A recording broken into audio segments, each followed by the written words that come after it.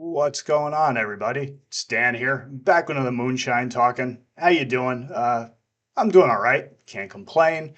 It's a nice day out today. Getting ready to work out in a little bit, but I had a little bit of time to kill, so I figured I would do a video that I've been promising for probably close to a year now. Haven't done an album ranking in a while. I've been doing other stuff and new release stuff and this and that and some of the other things I've been doing. But this is definitely something that's been in the back of my mind for quite some time. It's been on the back burner for a while, just kind of simmering there and waiting, and really just me finding time to do it because it's to doing the album rankings for me at least. I have to try to sit down and listen to them as close together as possible because then I can kind of get it kind of helps me formulate my thoughts a little bit better. And with my schedule being the way it is, it's just sometimes that gets difficult.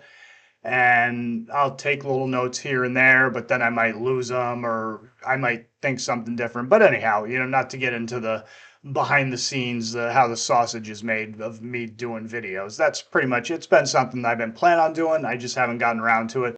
But I finally had some time and finally focused my energies into doing this.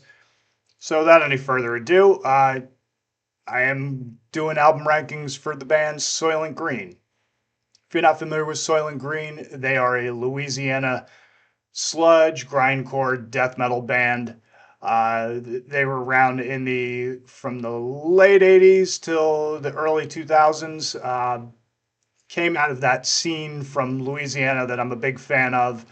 Uh, Crowbar, I Hate God, Acid Bath, Soilent Green, some of the lesser known ones like Abuse, and now there's a ton of bands that have come out of that. Down is probably the biggest ones because they were more or less a conglomerate, a super group, if you will, of a lot of the key figures within that scene, and then also Pepper Keenan from COC. And yeah, so it's one of my favorite. It's one of the things that when I was in late teens, like 15, 16, 17, even into my early 20s, that was the stuff that I really gravitated towards.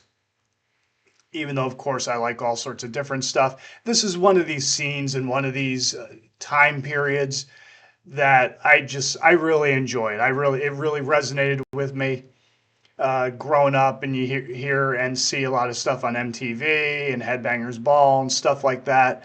That was one of my main sources of finding underground bands, Metal Maniacs too. So this is kind of how I found a lot of these bands, particularly a lot of the doom and the death, and then of course sludge, which is kind of like I've never really explained what sludge metal is. I mean, I'll probably do it a more detailed another time, but it's really kind of like a hodgepodge of a variety of different things.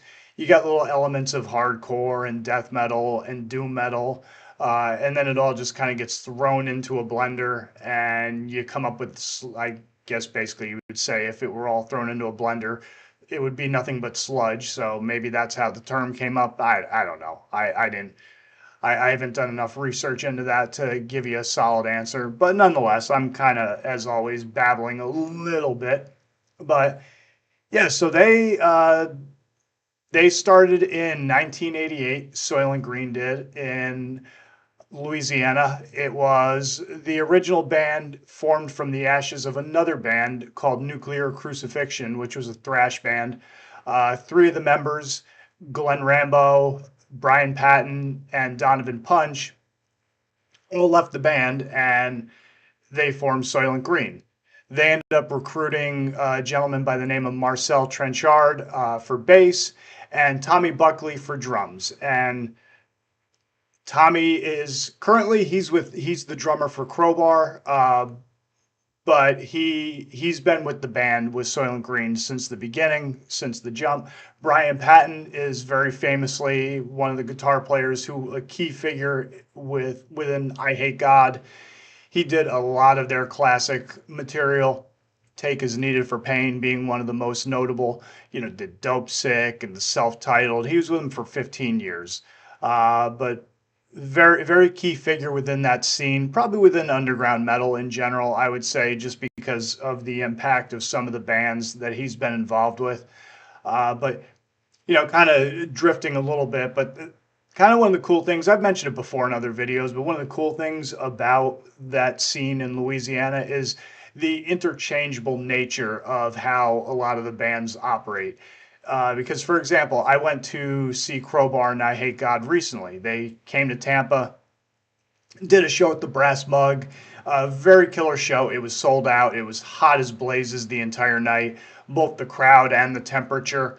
The pit was very lively, but it was a great show. But the reason I bring it up is uh, Crowbar, normally their current bass player is Shane Wesley, but he's currently on tour with Acid Bath because apparently, from what I gathered, um, uh, I can't think of his name off the top of my head right now. I had it on the tip of my tongue and then I lost it. But the guy who was the bass player who was gonna do it, he was with Agents of Oblivion, which was Dax Riggs' another band of his.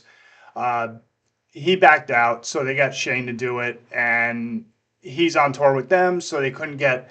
Obviously, he was busy, so they ended up getting Pat Bruders, who's been with Goat Horror, he's been with Down, he's been with a few other bands. So he was doing the tour, so it was very cool, and that happens quite a bit. Sammy Duet from Acid Bath and Goat Horror has been in Crowbar. Of course, Brian Patton's been in a couple of bands. There's a few others. I'm sure Jimmy Bower and Down and I Hate God and so on and so it kind of they mix and match and plug and play and that sort of thing. And it's really cool because it's such a tight knit group of musicians. I just find that interesting. I find it kind of cool. But getting back on topic, so that was the original lineup.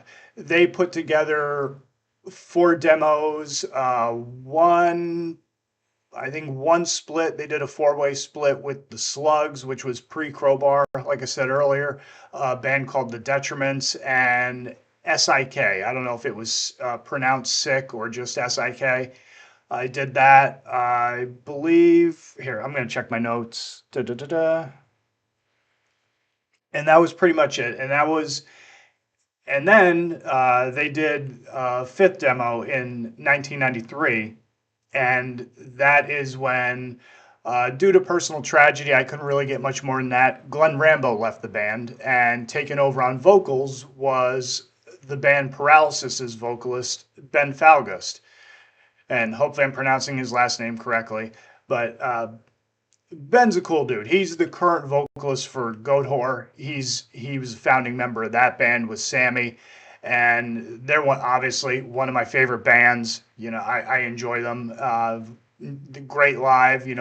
Ben's a very charismatic figure, uh, and yeah, so they kind of getting getting lost in the weeds for a quick second there. I was trying to formulate my thoughts as I'm doing this, but they did that. Also, while I'm thinking about it, Marcel Trenchard left the band as well, and I can't remember who replaced him on bass in that one, but eventually they ended up getting what was their bass player for quite a few years, Scott Williams. He entered the fold shortly thereafter on the sixth demo that they did in 1994, and tragically he was killed in 2004. His roommate shot him to death, and then his roommate killed himself. So that was kind of, just sucks. And then staying on the depressive train, Glenn Rambo and his mom died during Hurricane Katrina. Yeah, that was a weird frothy noise. I hope you didn't hear that too heavily. But here, let me get a little fluid.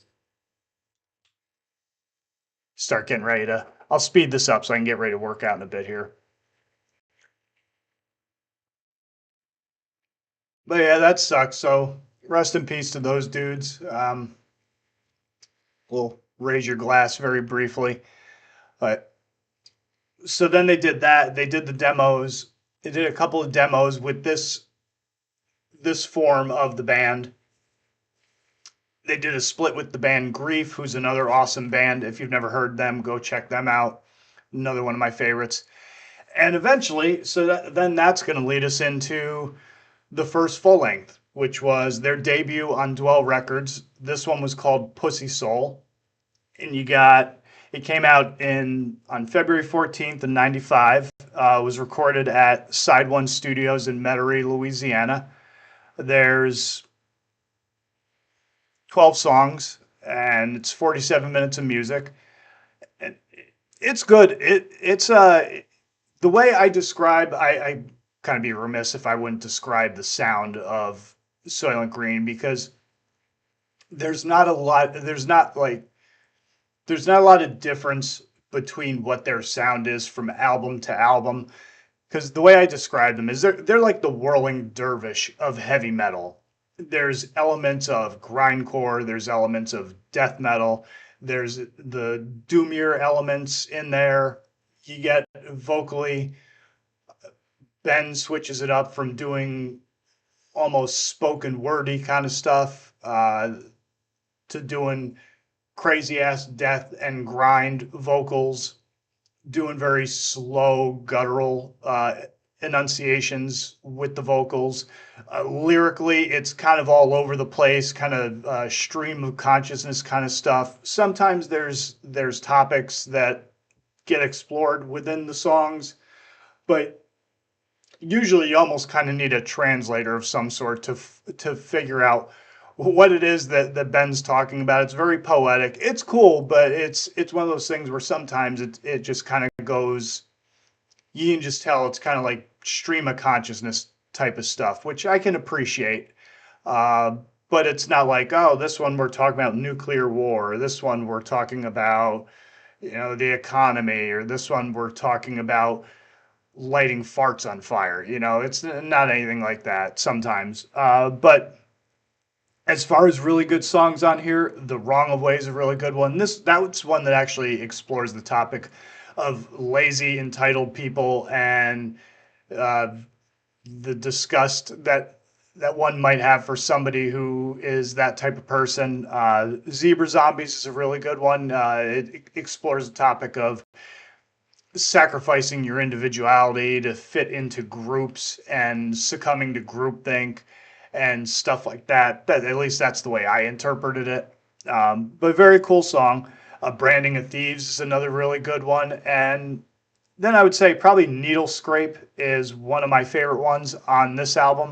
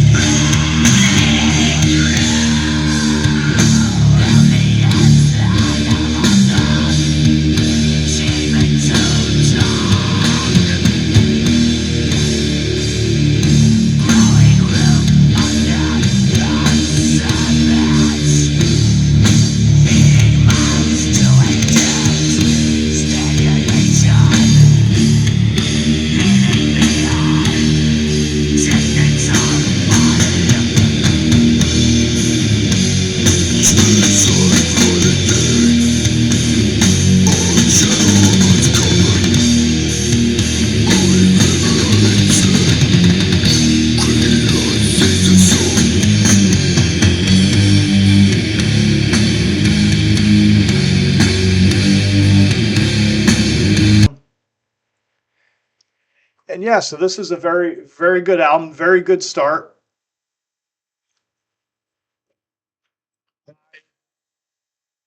I'm going to rank this one fifth on my list of their 5 full length releases.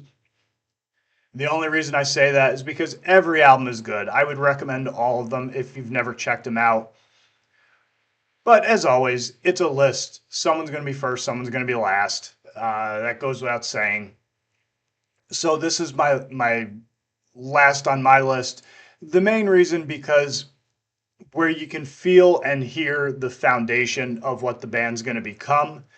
It isn't fully fleshed out or formulated just yet. So that would be the main thing that I would say. But otherwise, it's a fine album full of crazy ass mood and tempo changes and shifts, dynamics between the slow and the fast parts. It just that's kind of how the band rolls, and it's very cool. I enjoy it. There's riffs for days on these things. It gets bluesy at times with all their songs and whatnot, and yeah, and that's really that's why I like them. I like how it's just it's a hodgepodge. They mix it up very well, and it doesn't sound like you're just vomiting or liquid diarrhea pooping all over the wall and just hoping that something sticks. I mean, the stuff all sticks and it's not crap. So I guess that's to close out that analogy. So anyhow, so moving on. After this one, they signed with Relapse Records, who they stayed with up until their very last album, and that one they switched over to Metal Blade. But in October of '98, they went to Festival Studios and they recorded Sewn Mouth Secrets. Now, before this is actually when I this was right before when I found them. I probably should have brought it in here with me, but I didn't. But their EP is String of Lies, which is actually on this version of the album. You can see they added that on there. This is a later release. I didn't get this when it first came out, but that String of Lies EP, that was how I first discovered them. I picked that up at I think an FYE, which was a like back in the day, it was another type of Best Buy electronics media outlet store that you could brick and mortar store that you could go into and buy CDs and DVDs and TVs and all sorts of stuff like that. A very cool place, but they always, where I was from, they'd always have some very cool underground metal stuff that you could always find there. That would be one of my go-tos besides when I would get treated to go into Rock Fantasy, when my parents would actually let me go there. So those are probably like my two spots where I could find stuff. I found the Soilent Green there. I found the Acid Bath there. I'm pretty sure I found Grief there. I think I found Come to Grief there. And a bunch of other stuff. I think even I might have even found my Buzz Oven CD there. I might have found Sore there. But anyhow, that kind of going off a little bit. But this is still the same band, and there's 13 songs, 46 minutes on the entire album. Probably my favorite songs are Cold Steel Kiss, Build Fear. That's got a tremendous riff right out of the rip on this one. Her Unsober Ways, Emptiness Found is really good. My favorite track, my favorite song on this entire thing, and probably one of my favorite songs that there's altogether, is Sewn Mouth Secrets.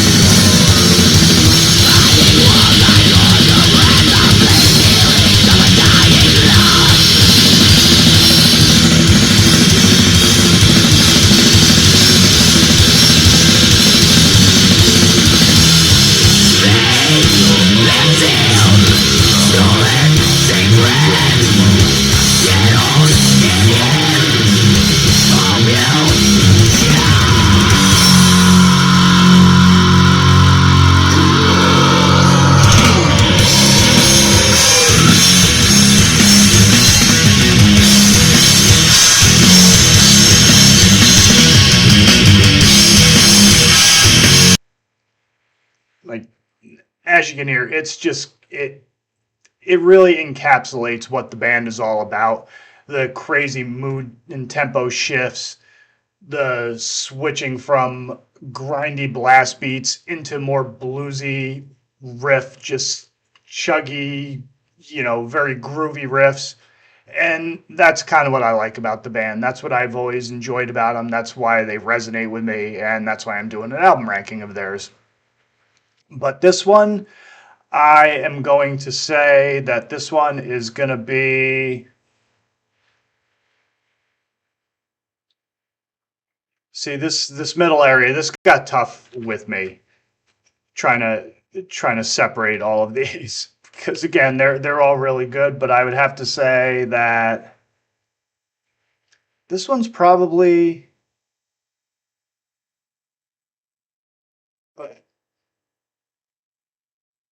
number 3. I'm going to say this one's number 3. And that is by a nose hair because this next one here, A Deleted Symphony for the Beaten Down, this one was next on my list. This one was going to be number 4. It was released in September 18th of 2001. Again, still on Relapse. They recorded this at Balance Studios in Mandeville, Louisiana. 10 songs, 33 minutes. They really tightened up the albums. That is the one thing I will say. The one negative I might say about Soilent Green is that their style is such that to listen to it for too long can kind of be it does tend to drift into what I refer to as an endurance test when you listen to certain bands where it's good, but I don't have to hear so much of it, if that makes any sense. Where sometimes there is like that sweet spot where, okay, you leave your audience wanting more as opposed to staying too long, if that makes sense, which probably does. It's probably some advice I should take. I should take my own advice with the way I babble at these videos. But the point being is that you should always leave people wanting more as an entertainer. That's what was something that was always impressed upon us when we would wrestle and do our matches. It's better, the concept of getting your shit in is kind of a stupid idea because if you show everybody everything, then why would they come back to see you again? So it's kind of one of those things, like even using like a gambling analogy, you don't show your hand. You don't show your hand right away. So that's kind of would be my main criticism of them. And listening to all the albums over the course of a few days in sequence over and over again, it did kind of get like you just sitting there getting bludgeoned over and over repeatedly and constantly. But it was fun, but at the same time, that would be something that if I were, I'd be dishonest if I were telling you otherwise, that there was that piece of my brain that was like, oh boy, this is starting to get to be a bit much. But very cool album. As far as some of the better songs on it, An Addict's Lover, Last One in the News, Afterthought of a Genius are really good. Swallow Whole that's a song that it came off of one of the early demos and they held on to it for a little while, but very cool.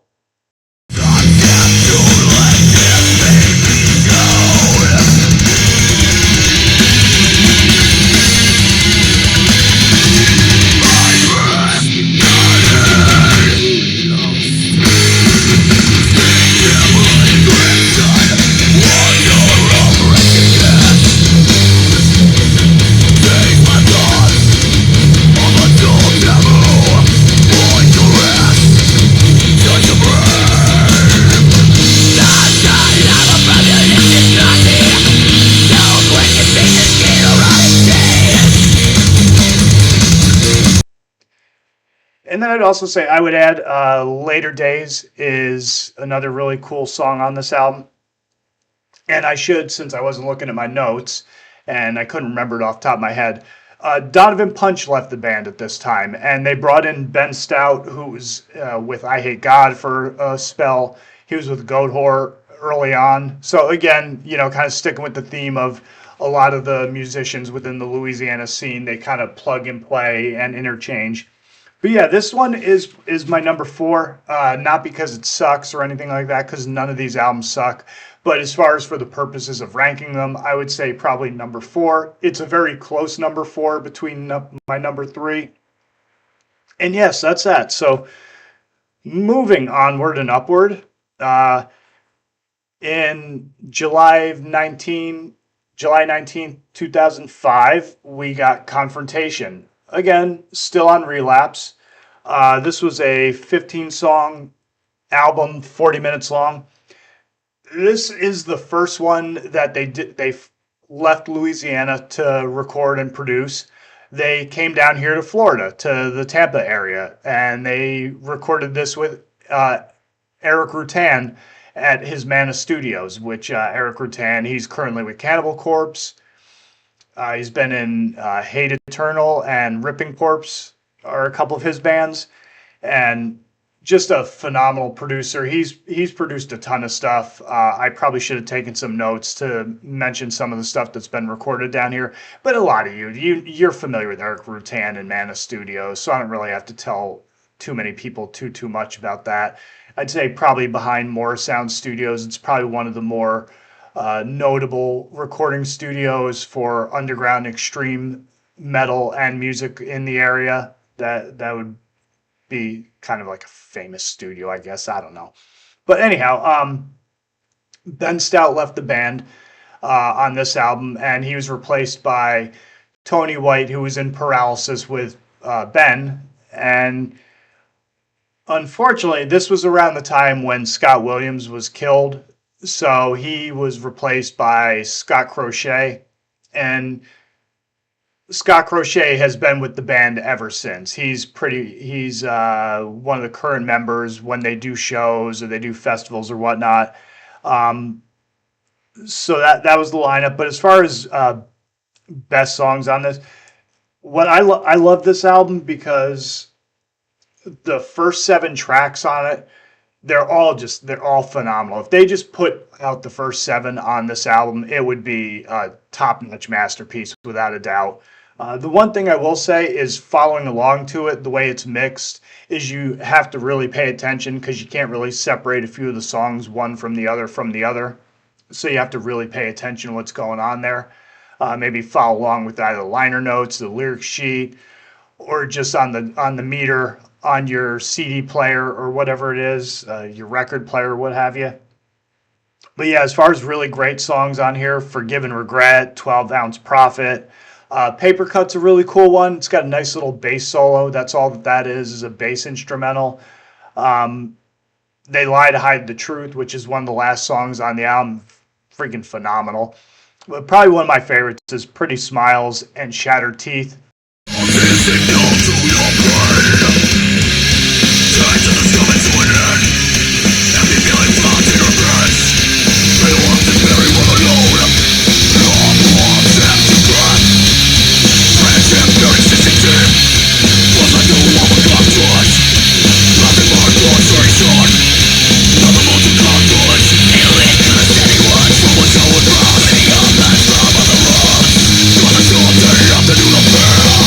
Never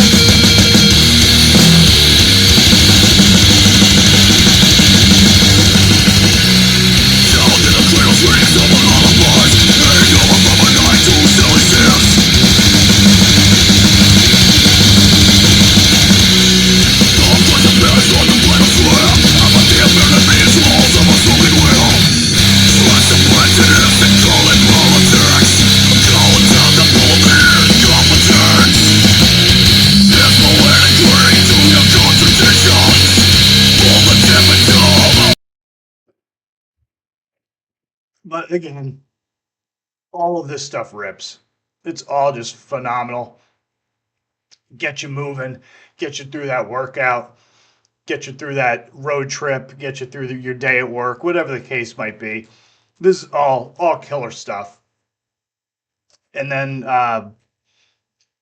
this is my number one. I would say that this was probably, in my opinion, the best thing they put out, and just fantastic, fantastic stuff.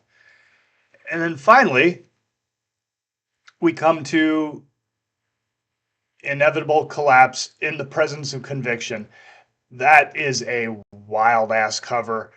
Again, I should have taken notes at who did the cover, but I don't know what's going on there with the friggin' with the industrial motif and the superhero looking chick with like she's unplugging from the matrix, or maybe she's plugging into the matrix or being powered up or whatever the hell's going on there.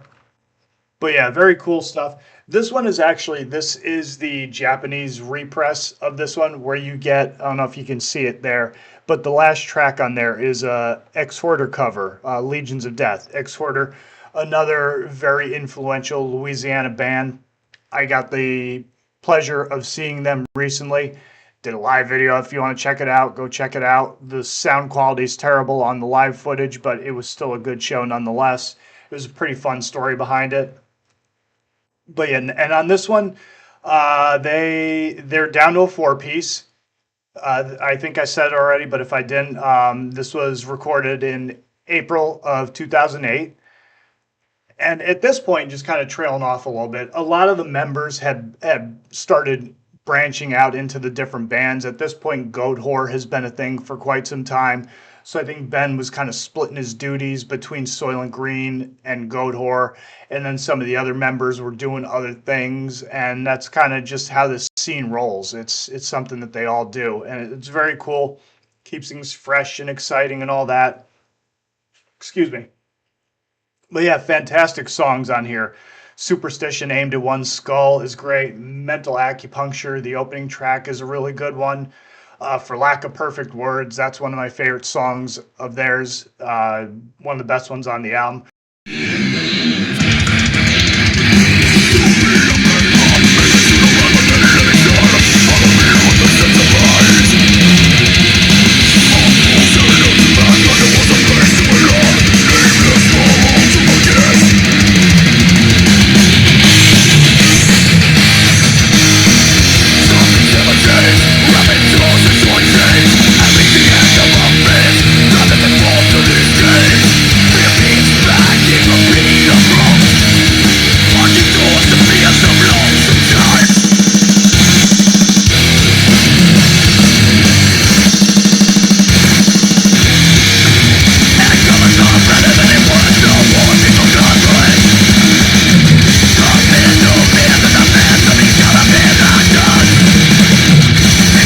Rock, Paper, Scissors is great. Antioxidant.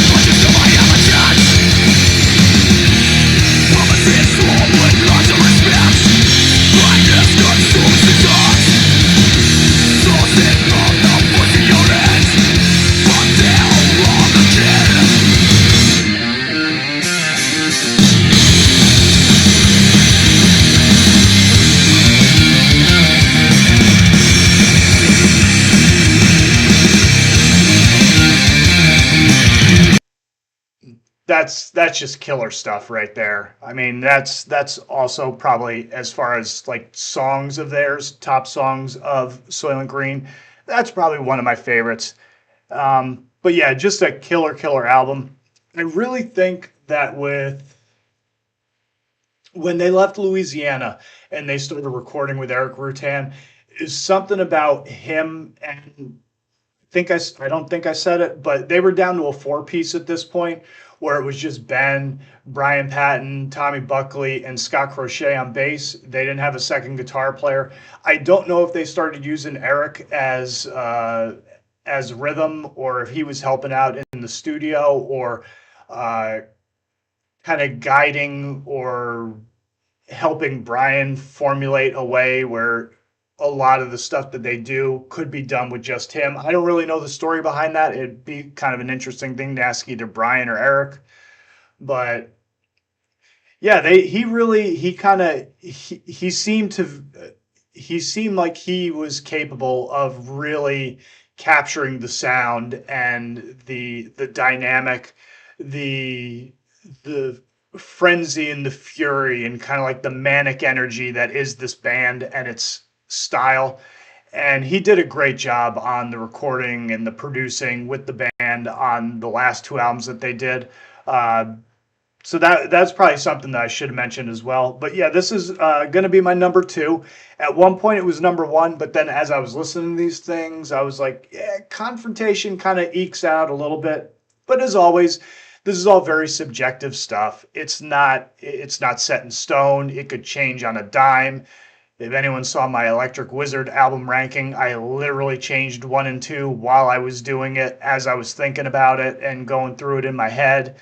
So it's not like this is a hard and fast thing, and it's not meant to disrespect the bands by simplifying their music to simple, like, numerical rankings or orders or stuff like that. It's just a cool, fun thing to do, and it's a way to talk about the bands, play little clips of their stuff, and get people interested, get people talking about it, discussing it, that sort of thing.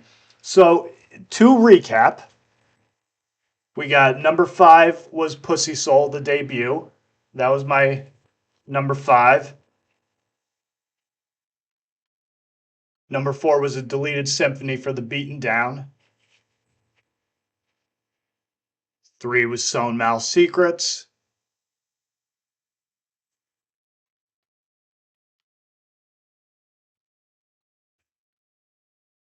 Number two, Inevitable Collapse in the Presence of Conviction. And number one is Confrontation. So there you have it, gang. That is my Soilent Green album ranking that I've been threatening to torture you with for about 11 months now, since I did my last one, which was an Iced Earth one. So I hope you enjoyed it. Hope you enjoyed the clips that I'm going to add in here, that I've added in here throughout the course of the video.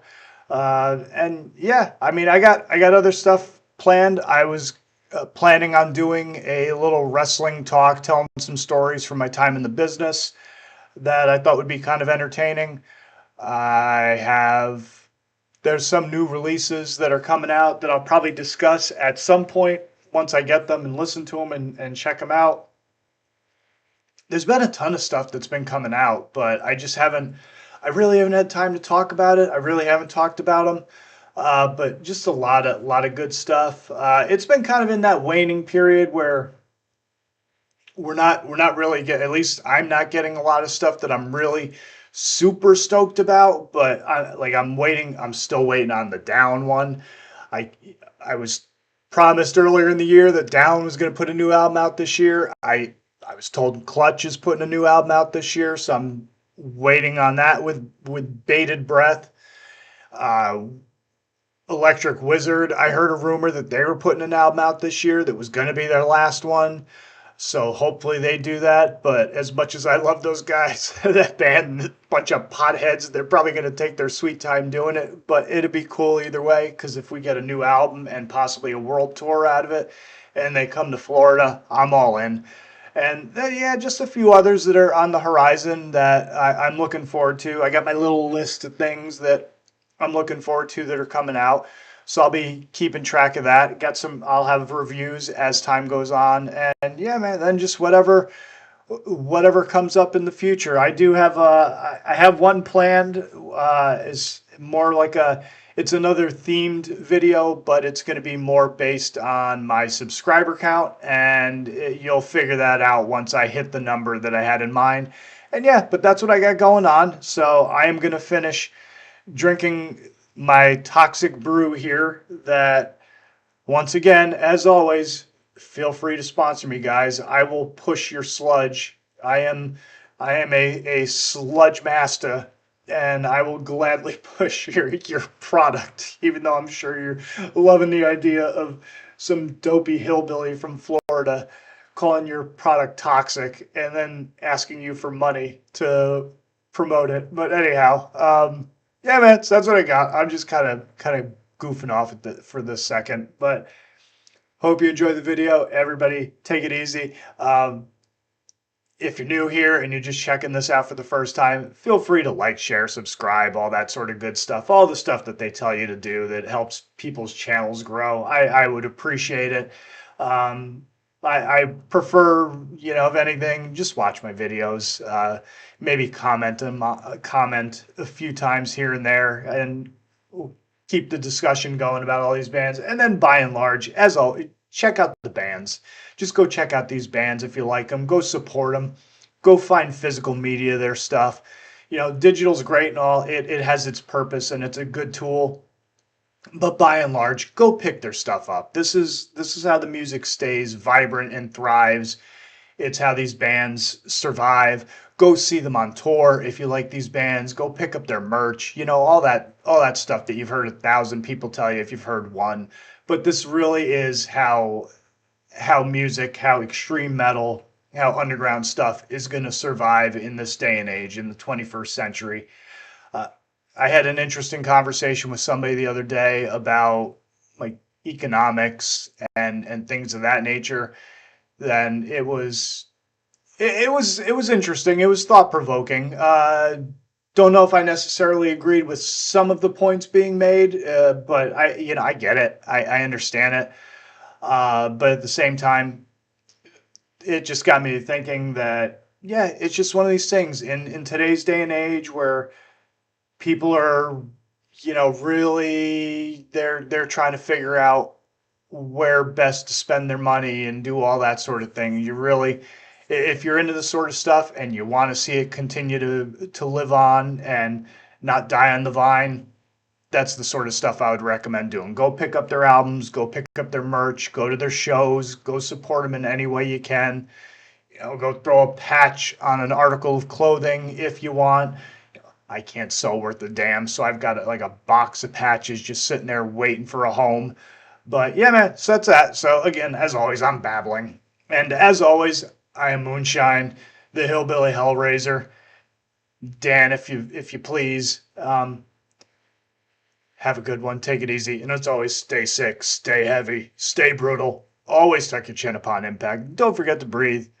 And I will catch you on the next video. Later.